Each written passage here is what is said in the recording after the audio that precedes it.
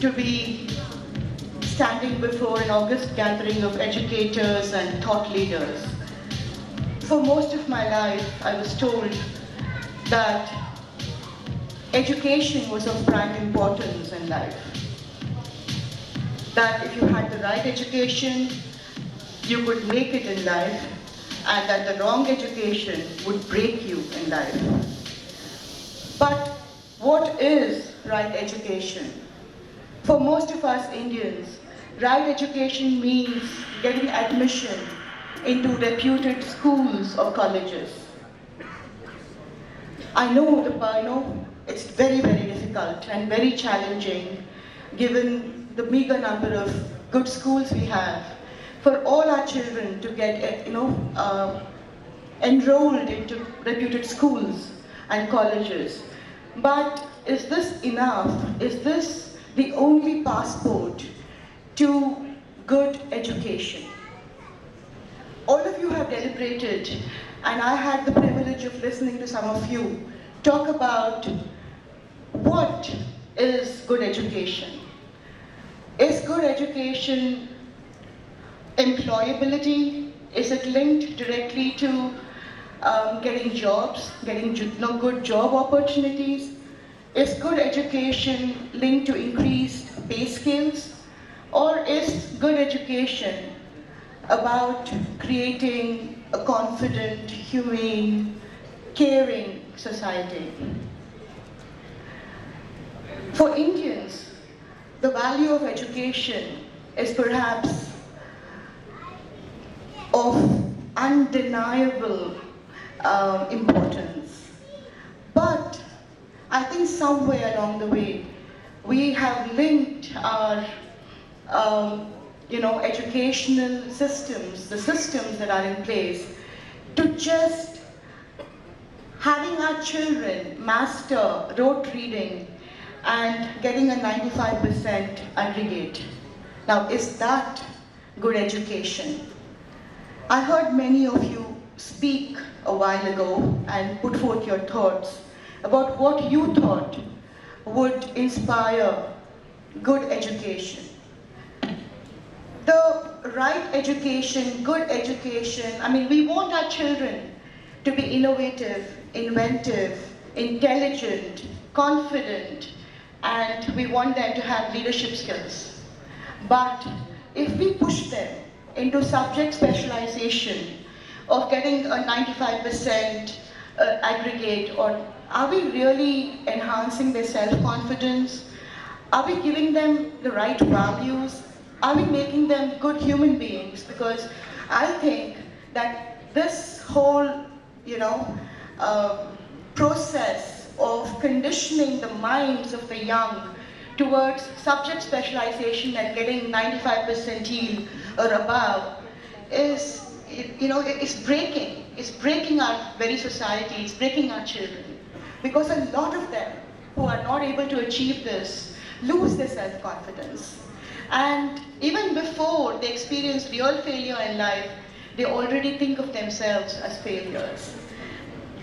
Most of you, I'm sure, know about it, but is there a way in which we can push our systems to change and to think about how to change the education system so that education is not directly linked to higher salaries or to employability, but an education that's linked to a caring, giving, humane society, a confident, people who are well linked to their heritage, to their past, who have a vision to the future and who are confident in their present to be able to meet challenges.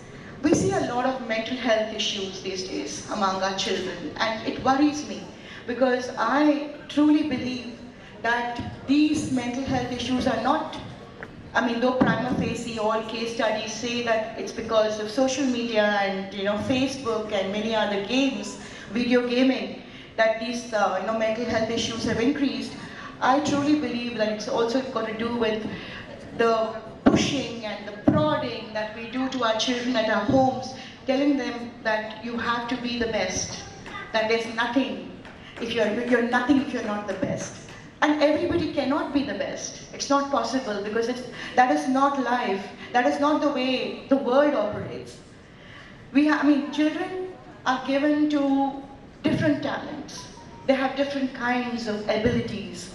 And in our society, somehow, we do not appreciate different abilities in children. We want everyone to get 100 in maths, 100 in science, 100 in English, 100 in political science.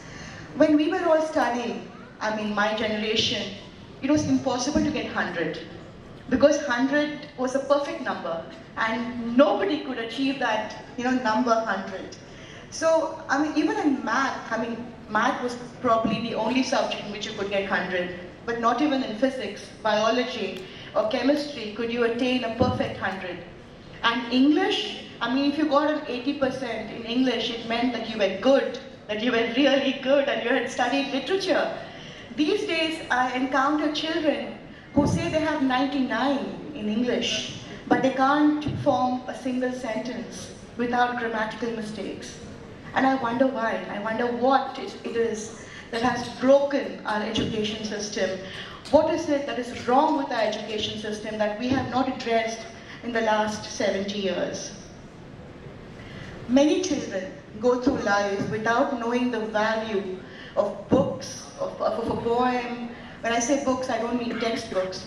I mean other kinds of reading, poetry, storytelling, art, drama, theater, for instance, or dance or music. Several children go through without ever knowing the meaning of it, ever being exposed to it. Many children, when we talk about the rights of children, we say a child has right to education, right to life, of course, being the primary right to health, right to other facilities, but has ever anybody spoke about a child's right to exposure to culture or any of the art forms? I don't think anyone talks about culture as a right of a child. We talk about, I've known children, a lot of children who perhaps have never been exposed to arts ever in their lives. When they become adults or in their old age, they suddenly hear some music somewhere, or they hear, they read some poem, or they see some recitation somewhere on the radio, and they stop and they're haunted because this thing is something strange which they've never heard before, and they feel a longing and a yearning to be something else. Because, my friends, culture feeds and nourishes the soul, and we never ever think about the soul in our education. We go through cultural starvation for years and years and years and decades and decades and decades, never ever thinking about the impact of cultural starvation. Because if you don't feed a child, it's visible what happens to the child. If you don't, expose the child to fresh air and to games, then probably it's not as immediately visible, but it'll become visible. You don't give a child love, then the child suffers from mental health issues, and maybe there's a permanent damage, which is not, again, immediately visible, but will be visible over the years. But if you don't expose the child to arts, to culture, to any of the tools of imagination, then the child will never know, and the impact of it is never visible. They may have perfectly good lives, they may have perfectly good jobs, they may be rich, they may be famous, they may be doing fantastic things, and they go through an entire life without knowing the value of cultural tools. And that is what I want to place before you today, because cultural starvation is something which is not visible today, not visible tomorrow, but its impact will be felt in generations to come. And when we have problems in our society today of lack of understanding, lack of empathy, lack of understanding the meaning of debate, dissent, of understanding the meaning of differences and appreciating each other's differences, it's because we did not integrate culture and cultural tools into our education system.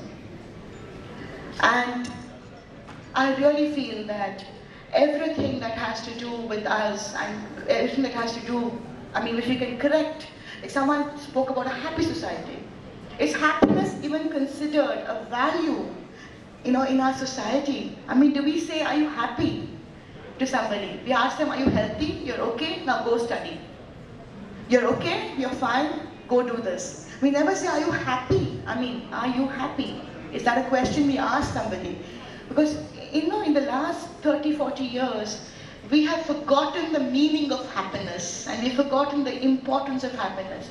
For us, our happiness is linked to our stature in society. It's linked to what positions we hold in society. It's linked to the amount of money we have in our banks or probably black money that we have in our houses. But it's never ever linked to what we truly are, what we truly aspire to be. What now people say, are you the best version of yourself? Do you want to be the best version of yourself because you cannot be somebody that you're not? And we have never ever said that. And for us, all our stories of successes are about, like someone said, Google, Microsoft, Facebook or whatever. I mean, all the Nadelas and everybody else who reached the top of the top positions. And those are our role models. If not those, film stars are our role models. If not film stars, Bollywood stars, cricketers are our role models. In the last 40 years, we've even forgotten to place the right role models before our children. What are they going to aspire for? I mean, are they going to aspire to become Satya Nadelas overnight? Cannot. Only one person can be that, probably the next 30, 40 years. Are they going to become Shah Rukh Khans or Amir Khans or any of those famous heroes or heroines? They cannot. It's simply, unattainable, untenable as a dream or an aspiration.